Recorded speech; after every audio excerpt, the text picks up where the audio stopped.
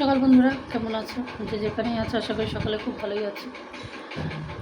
আমরা ভালো ছিলাম, কিন্তু বর্তমানে এখন একটু খারাপ আছি, কারণ আমার শরীরটা খুবই খারাপ। তো আজকে ডক্টরের কাছে যাব, মানে হসপিটালে যাব, ও ফর্টিস হসপিটালে বাইপাসের ধারে। তো গত এক সপ্তাহ বেশি ধরে আমার প্রচণ্ড শ্বাসকষ্ট হচ্ছে। আর শ্বাসকষ্টের পাশাপাশি যেহেতু আমার হার্ট সার্জারি আছে, তো আমার ভাল্ব মানে চেঞ্জ করা আছে, হার্ট যেটা ভগবানের দেওয়া থাকে সেটা বাদ দিয়ে মানে মেশিন লাগানো আছে। তো সেটার একটা আওয়াজ হয়, যেরকম প্রত্যেকেরই হার্টের একটা ধকপক ধকপক আওয়াজ হয়, তো সেটা আমার যেহেতু মেশিনে, তো ঘড়ির কাঁটার মতো টিকটিক টিকটিক করে আওয়াজ হয়। তো সেই আওয়াজটাই আমি পাচ্ছি না, আওয়াজটা মানে একদম কমে গেছে। আর কখনো মনে হচ্ছে অনুভব করতে পারছি, কখনো পারছি না। তারপর সেই জন্যই হয়তো শ্বাসকষ্ট হচ্ছে, হাঁটাচলা করতে খুব কষ্ট হচ্ছে। তো ডক্টরের সঙ্গে কথা বলেছি, দুটো ব্লাড টেস্ট আগেই করিয়ে নিয়েছি। এখন গিয়ে যত সম্ভব ইকো টেস্ট করতে হবে, এখন সেটা যাই ওখানে। তো সেই জন্য আজকে অদ্রিজাও আর স্কুলে যায়নি, ও বললো আমিও যাবো তোমার সঙ্গে, যেহেতু আমার শরীর খারাপ, বললে একা যেতে হবে না, আমিও যাই। তো এখন আমরা স্নান টান সব করে নিয়েছি, সকালে একটু ব্যস্তই ছিলাম যেহেতু বেরোবো। আর অল্প একটু ভাত করেছি, ভাত করে এখন আমরা খাবো। খেয়ে ডাক্তার দুটোর দিকে যেতে বলেছে, কিন্তু আমরা আগেই বার হয়ে যাব, কারণ গিয়ে আবার টেস্ট করতে হয়। তো এখন 11টা বেজে গেলে, 11টা খাবো দাবো, আর 11:30-12টার মধ্যে বেরোবো। 1 ঘন্টা লাগে যেতে বাসে। তো চলো, কি সকালবেলা একবার করলাম দেখাই তোমাদেরকে, আর তোমরাও সঙ্গে থাকো। ভিডিওটা যারা এখনও পর্যন্ত লাইক দাও না, অবশ্যই লাইক দিয়ে সঙ্গে থাকো, একটু পাশে থাকো, কারণ জীবন আমার বড় কঠিন। আর এইভাবেই মানে এই কথা বলছি, আজকে বলছি, কালকে বলছি, কখন যে কথা বন্ধ হয়ে যাবে সেটাও জানি না। মানে মানুষ জন্মেছে যতক্ষণ, মৃত্যু নির্ধারিত, কিন্তু যারা অসুস্থ মানুষ, যারা সবসময় মানে মৃত্যুর সঙ্গে লড়াই করে চলে, তাদের ক্ষেত্রে আমার মনে হয় একটু আলাদা। আর আমার তো মানে দেখতে একরকম লাগে, দেখে মনে হয় যেন খুব ভালো আছি, কিন্তু আমার জীবনটা মানে প্রত্যেকটা সেকেন্ড আমি মৃত্যুর সঙ্গে লড়ে চলেছি। কারণ যেহেতু হার্ট সার্জারি, যেটা শ্বাস নিতে কষ্ট হয়, জল খেতে গেলে কষ্ট হয়, মনে হয় যেন জলের ঢোক গিলতে গেলেই হয়তো শ্বাস আটকে যাবে, এরকম একটা পরিস্থিতি। তো যাই হোক, চলো এখন খাওয়া দাওয়া করি। অদ্রিজা রেডি হয়ে গেছে, আমি খাই। কিসে? ডালে। এই যে দেখো, একটু পেঁপে সিদ্ধ দিয়েছিলাম, পেঁপেটা মাখলাম। আর এই যে গরম গরম ডালের বড়া করেছি, মসুর ডালের বড়া, এটা গরম ভাতে খুব ভালো লাগে। আর 2 টুকরো মাছ ছিল, 2 পিস, তো মাছটাকে একটুখানি পেঁয়াজ দিয়ে করে নিয়েছি। আর এই যে অদ্রিজা খেতে বসেছে। আর ভাত, এই যে খুব অল্প ভাত করেছি। আর এখানে যে মুসুর ডাল বেটেছিলাম, মুসুর ডাল কাঁচা বাটা, কাঁচা কারা খাও জানি না, তবে আমার শ্বশুর দেশে খুব কাঁচা খাওয়ার চল আছে, সেখান থেকে আমি এখন একটু একটু খাওয়া শিখেছি।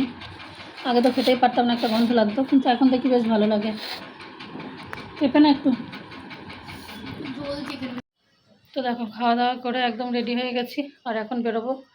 আর রিপোর্ট যা করেছি সব নিয়ে নিয়েছি, জলের বোতল নিয়েছি। জলের ওখানে তো জল পাওয়াই যায়, তবে এইটুকু বাসে প্রায় 1 ঘন্টা লেগে যায়। মানে রাস্তা হচ্ছে মনে হয় 10-12 কিলোমিটার, কিন্তু যে কলকাতায় এত জ্যাম, এত সিগন্যাল জানো, তা 1 ঘন্টাও লেগে যায়, 1 ঘন্টার উপরে লেগে যায়। তো এখন বেজে গেছে 12:30।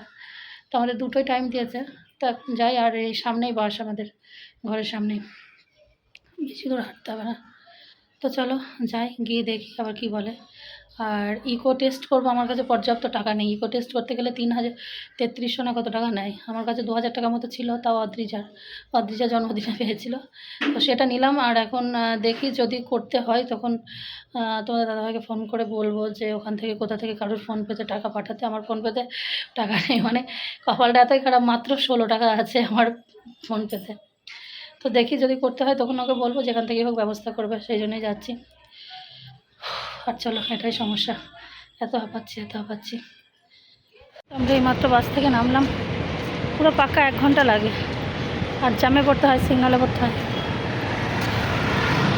বাস থেকে নেমে চলে এসছি প্রায় হসপিটাল। অদ্রিজা এগিয়ে যাচ্ছে, আর আমি এইটুকু রাস্তা গিয়ে হাঁপাচ্ছি, এটাই সমস্যা।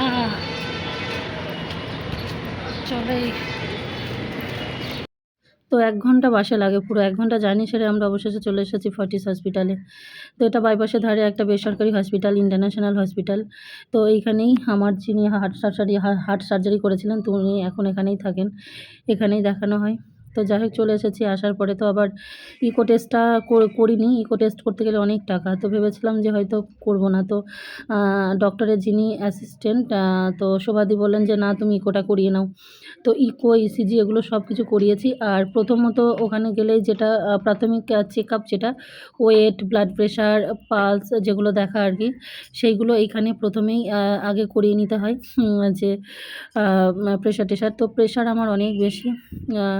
সব দিক থেকে মানে কোনো রিপোর্ট এবার ঠিক হয়নি। আমি নিজেই বুঝতে পারছি যে আমার শরীর এত খারাপ, এত খারাপ। আমার তো ভগবানে যে হার্ট দেয় সেই হার্ট তো কেটে বাদই চলে গেছে।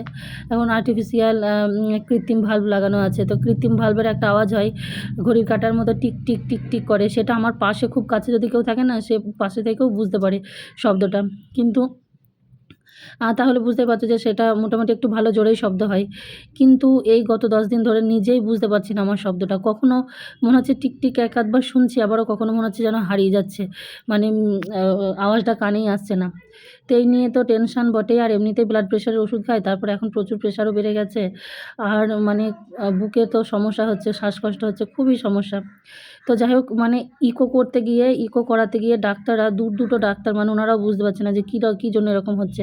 তো প্রায় আধ ঘন্টা 40 মিনিট ধরে আমার ইকো টেস্টটা হয়েছে, দুটো ডক্টর মিলে করেছে। তারপরে আমার যে ডক্টর দেখেন উনি দেখিয়েছেন, সেখানে তো আর আমি কিছু ভিডিও করিনি। উনি দেখার পরেও বলছে যে এরকম কেন হচ্ছে। তো উনি আবারও ইকোর ঘরে গিয়ে সেই ডাক্তারদের সঙ্গে কথা বলে এসছে যে কী ব্যাপার এরকম। তো যাই হোক সব কিছু করিয়ে নিয়ে এখন এখানে বসেছি রিপোর্টটা দিলে, রিপোর্টের জন্য। আর এই যে ইসিজি ইকো রিপোর্টটা, তবে 1 ঘন্টা পরেই আমি পেয়ে গেছিলাম। ইকো রিপোর্টটা পেয়ে আমি ডক্টরের সঙ্গে দেখা করেছি। আর আমার যে রক্ত তরল হওয়ার ওষুধ খাই, তো রক্ত তরল হওয়ার ওষুধটা মানে আমার যে মাইটাল ভালভ রিপ্লেসমেন্ট আছে, তো সেই ভালভের নিয়ম হচ্ছে কি রক্তকে তরল রাখতে হবে। কিন্তু ওই শাঁখের করাত বলে না, যে যেতেও কাটবে আসতেও কাটবে, মানে মেডিসিনটা এমনভাবে চলতে হবে যাতে করে রক্তটা ঠিক মানে যতটুকু থাকা প্রয়োজন সেরকম থাকে। যদি বেশি তরল হয়ে যায়, বেশি তরল হয়ে গেলে মস্তিষ্ক বলো, দাঁত বলো, নাক কান বলো, যে কোনো জায়গা দিয়ে রক্তক্ষরণ হয়ে আমি মারা যেতে পারি। আর তারপরে যদি ব্লাডটা বেশি ঘনত্ব হয়ে যায়, হার্টের মধ্যে ব্লাড জমে, সেটাও আমি মারা যেতে পারি, যেটা আমার এখন হয়েছে। এখন রক্তটা একটু ঘন হয়ে গেছে বেশি, তো ঘন হয়ে যাওয়ার জন্যই আমার ওই হার্টবিট ঠিকমতো হচ্ছে না, শুনতে পাচ্ছি না। তো ডাক্তার এখন বললো 1 সপ্তাহ একটু ডোজটা বেশি খেয়ে আবারও ব্লাড পরীক্ষা 1 সপ্তাহ পরে করে কীরকম থাকছি না থাকছি হোয়াটসঅ্যাপে পাঠাতে। আর যদি তার মধ্যে যদি একটু অসুস্থ বোধ করো কি কিছু করো, তো সঙ্গে সঙ্গে হসপিটালে চলে আসতে। তো আমাদের ডাক্তার দেখানো হয়ে গেছে। আমার ইসিজি, ইকো আর 2 রকম ব্লাড টেস্ট আগেই করেছিলাম, তো সবই করতে হলো। আর সমস্যা আছে, ডাক্তার এটাই বলছে যে তুমি যে নিজে বুঝতে পেরে এসেছো, এটার জন্য মানে খুব ভালো। না হলে যে কী হতো সেটা ঠিক, মানে আমার যে হার্টবিটের আওয়াজ আমি পাচ্ছি না, হার্টবিট, মানে এটা যে আমি নিজে বুঝে এসেছি, এটাই ওই জন্য ডাক্তার বলছে মানে এটা খুব ভালো ব্যাপার, অনেকে তো বুঝতেই পারে না। এই যে 40 থেকে বার হলাম আমরা।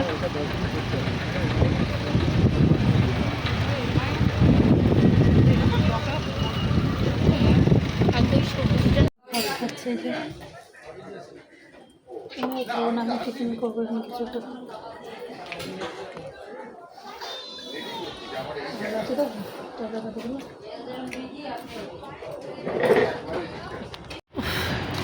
তো আমাদের ডাক্তার দেখানো হলো। আর এই যে এখন আমরা বাস ধরবো, বাস ধরে। আর অদ্রিজা ভাত খেলো, তবে অদ্রিজা আবার 1 মুঠো ভাত রেখেছিল, তো সেইটা আবার আমি খেলাম। আমি ভেবেছিলাম খাবো না, চাটা খাবো।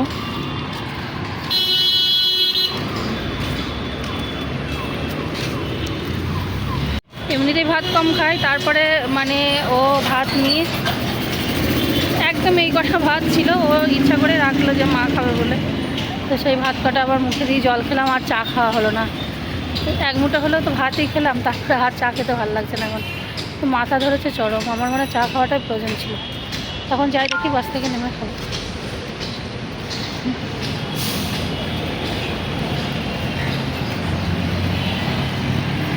আর এখন আমরা বাইপাসের ধারে, এখন অপোজিটে গিয়ে বাস ধরতে হবে আমাদের।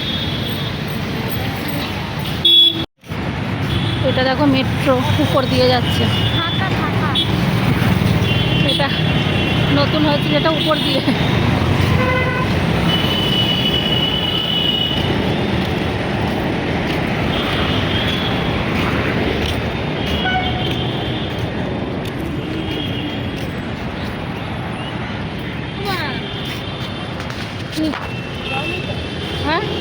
দিকটা বন্ধ, ওই দিকটা।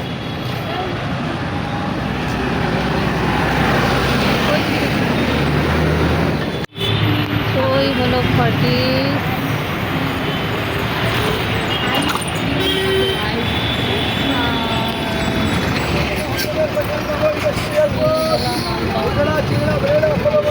খাবো আইসক্রিম, খাবো আইসক্রিম।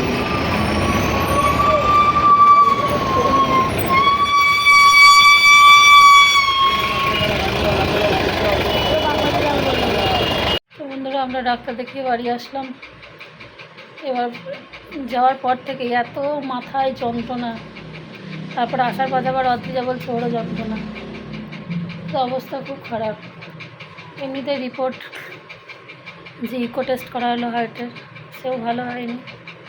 এমনিতেই নানান রকম টেনশন, আর এত মাথা যন্ত্রণা করছে, আমি মনে হচ্ছে আর বাঁচবই না। মেয়েটা ওদিকে যন্ত্রণায় ছটফট করছে। এখন আমরা দুজনেই শুয়ে পড়বো। অদ্রিজা শুয়ে পড়েছে, ওর পড়া ছিল কিন্তু ও যেতে পারলো না। তো এখন আমরা একটু শুয়ে দেখি, যদি ভালো হয় একটু তাহলে রাত্রিতে কিছু খাবার করবো, আর না হলে